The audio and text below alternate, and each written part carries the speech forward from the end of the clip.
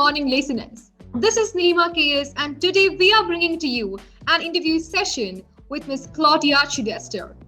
Morning Listeners is an online magazine dedicated to women. It showcases various articles, personal life stories, and interview sessions on different matters concerning women. And today our interviewee happens to be the author of Trusted Eye, Post-World War II Adventures of a Fearless Art Advocate. So let us welcome our interviewee. Hello, Claudia. Hello, how are you? I'm doing good. How are you doing today? I'm doing very well, thank you. It's a pleasure to have you here with us today. How was the day going on so far? Well, I started it with my usual exercise and had some matcha tea and listened to other podcasts, and I'm ready. Thank you. Interesting. So since you're an author, which part of the day would you prefer to devote towards writing and reading more? Well, always in the morning. In the morning, I do a little bit of journaling and do some reading, but then also at lunchtime or anytime I can pick up anything I can. And I read all kinds of things. I read newspapers a little bit, mostly magazines, and then a few fictional books as well. So I enjoy journaling too. I think it's a great way to put all those stress and everything onto a piece of paper and get your mind free of everything. Right. And I like to write it in poetry form too, just to mix it up a little bit. That's interesting. So are you a bookworm, or who is your favorite author of all time? Well, of all time is really difficult because I read so many different kinds of things, but I have to say I like comedy a lot. So I read local author Sarah Bird, and I also read Bill Bryson or Carl Hyacin, all things that just make me laugh out loud. So which is your favorite genre?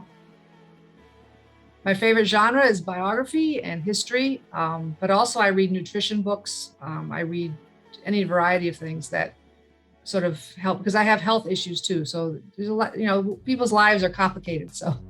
Right, I understand. And I love history and biographies too. They are my favorite genres as well. So when do you hope to start writing your next book? Well, I've actually been writing my next book I'm on my 8th iteration. It's a memoir. And I keep coming up with new structures, new way of doing it. I read somebody's writing and say, oh, this is a really good way to do this. So it's really difficult to nail it. But I had to get through this book. The other book that I wrote and this one both had to be done first. It's the memoir is the next thing. But I'm trying to make it funny. That's the thing. I like to read funny books. So I want to make this a book that I would want to read. That's great. So how is the first week of Jan 2022 going on? Well, so far it's been going great. Finding new, people interested in the story is very exciting, and I'm really looking forward to it. I really am. This has been great. That's great. So let us move on to some questions about your recent publication.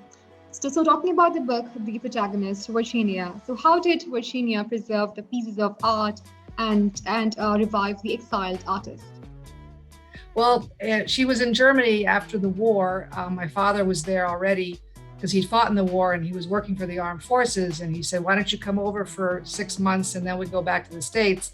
But when she got over there, she became involved with other collectors and such, and found out that she could, using her connections with the armed forces, she had a car, she had gasoline, she had cigarettes, alcohol, food. And she found a collector that really needed to help the artists that were in the south of Germany. And mother also couldn't get papers, but she had connections with the armed forces. So she got them the ability to actually travel and help these artists. Plus her enthusiasm. She would go in and speak to an artist and she'd be so excited about, and it would be a really great meeting. And then she would also buy art. So that too helped encourage them to keep going. Right. So for our audience, before moving on to further questions, give us a short synopsis of the book. So it's almost a snapshot of the entire 20th century. Mother was born in 1915 in Milwaukee, the center of the United States.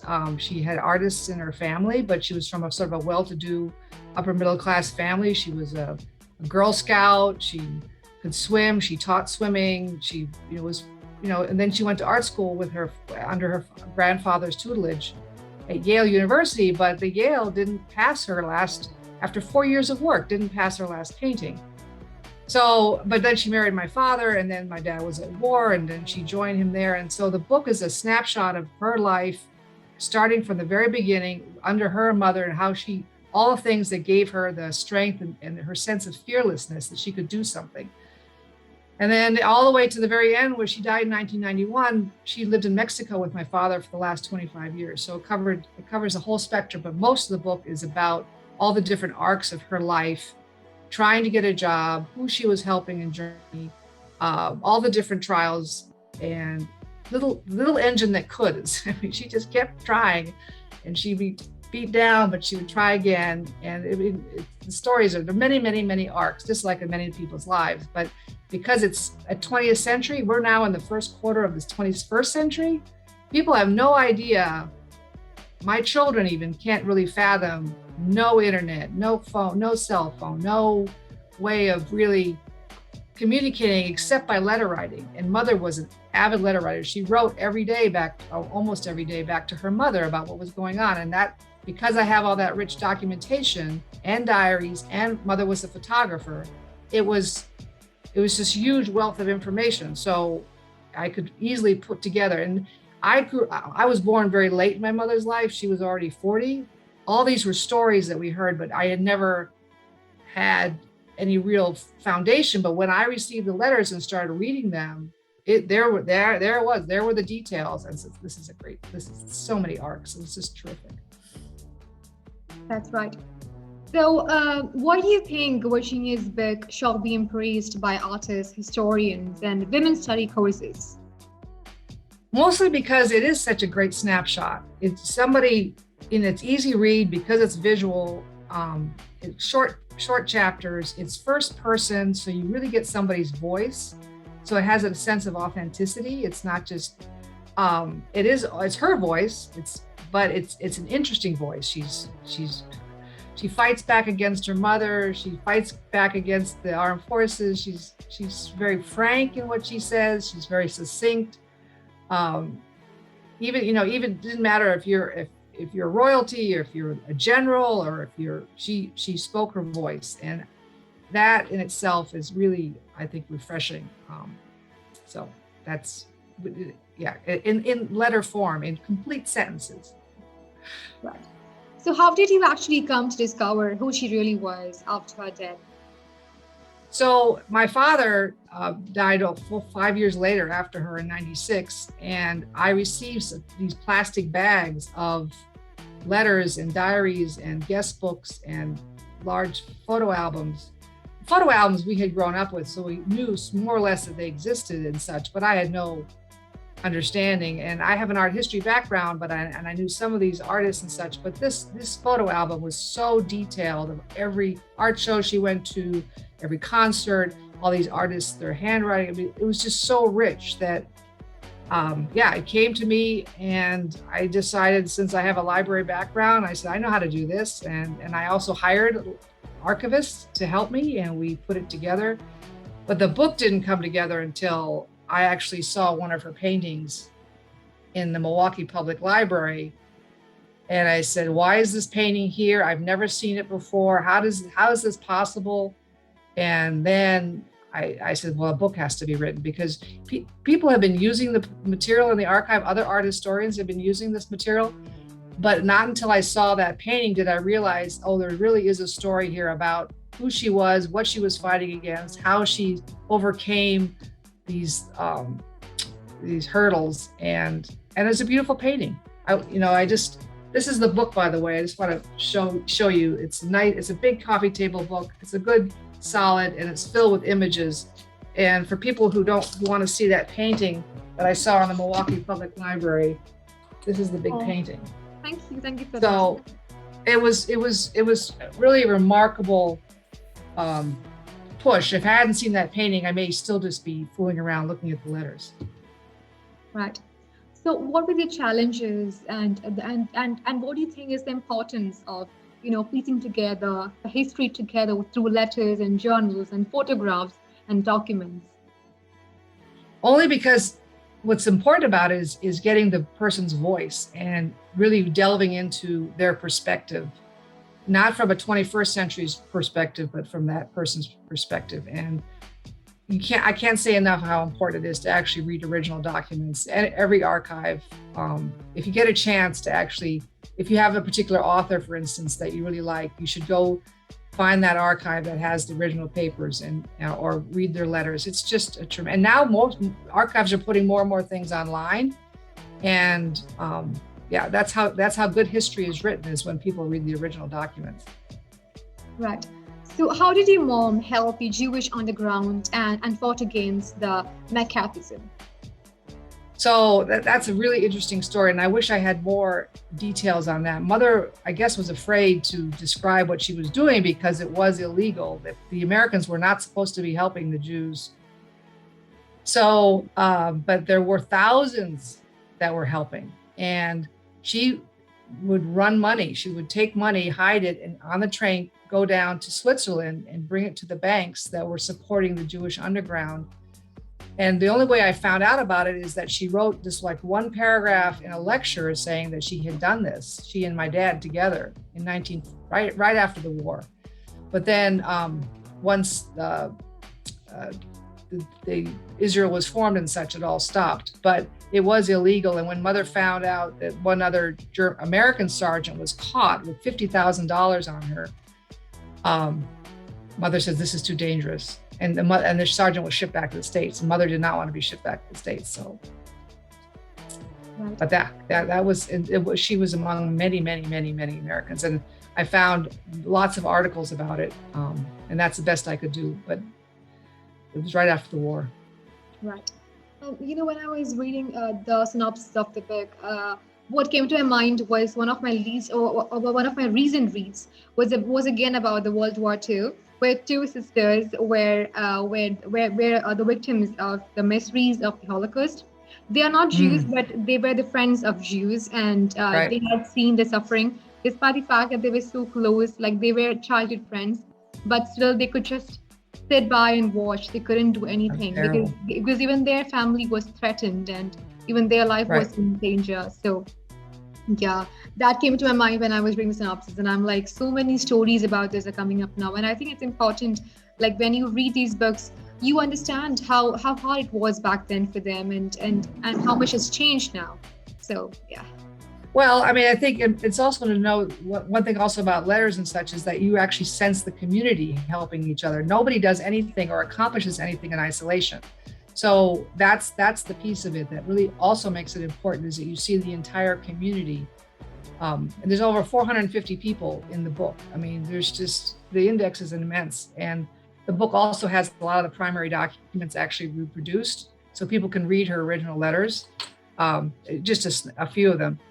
Terrible speller. She was a terrible speller. So it's just, I had to go through and research all these people in the index. I put in the correct spelling and such, but yeah, that was her one big weakness, is that she was a bad speller. Right.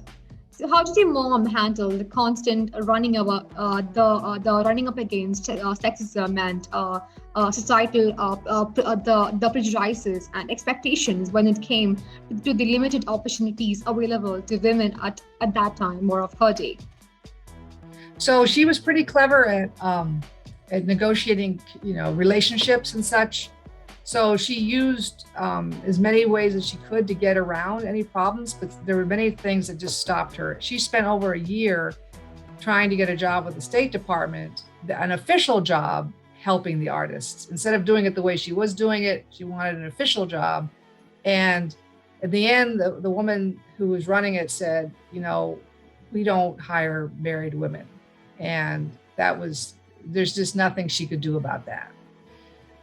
She might have been and that was the end of that. And so, but she still continued her work. She wasn't going to, and then when it came to being curating and helping in a bigger way, she couldn't get a paid job, but she helped I guess the costs were covered by this one gentleman who wanted to create an art show and send it to the States. And Mother worked for him for over 5 years. Just having her costs covered, that's it. Just so the opportunity to do what she wanted to do.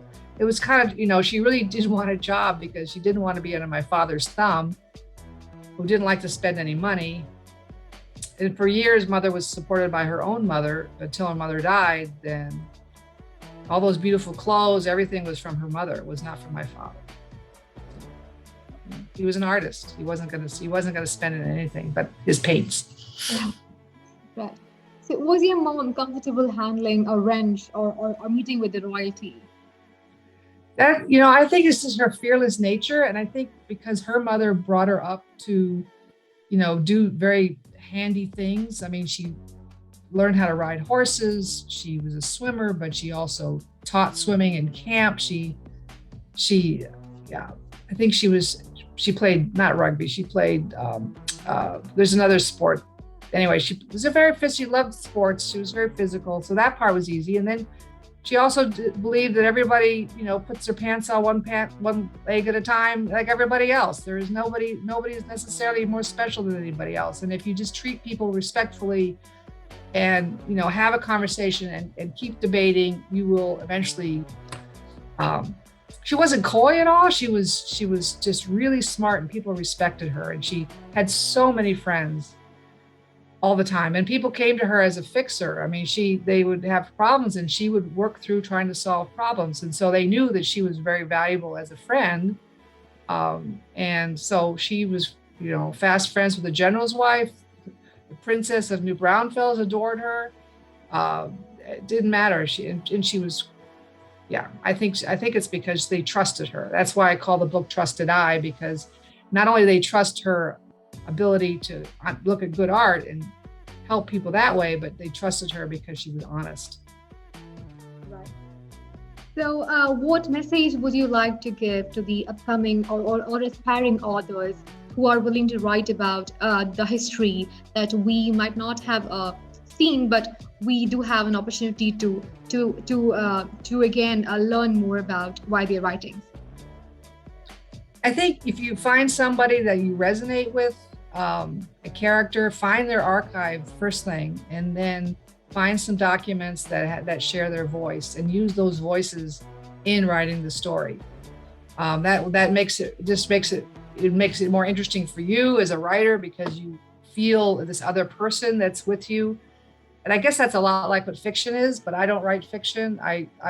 But it's bizarre because it's a different person's voice that you're working with in real work as well. So, but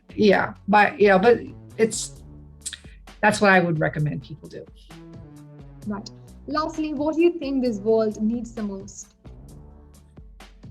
Well, empathy. People feeling, walking in somebody else's shoes. And this is one thing that's just so vital nowadays. Right. So on that message, you should come to the end of this interview session. I had a great time talking with you. Thank you. I really appreciate it. I was in fact looking forward to talking with you because, from the time I read the synopsis of the book, since I'm also a great fan of historical fiction, as I told you earlier. So I hope the audience will also love this. Out there, whoever loves reading books about historical fiction, then you must read this book. It's gonna be a great read. I can guarantee that. So thank you for joining. It's available on Amazon, just so anybody wants to know. That's great. So thank you for joining us today at Morning Listeners. We appreciate your time and patience for answering all our questions. Thank you so much as well.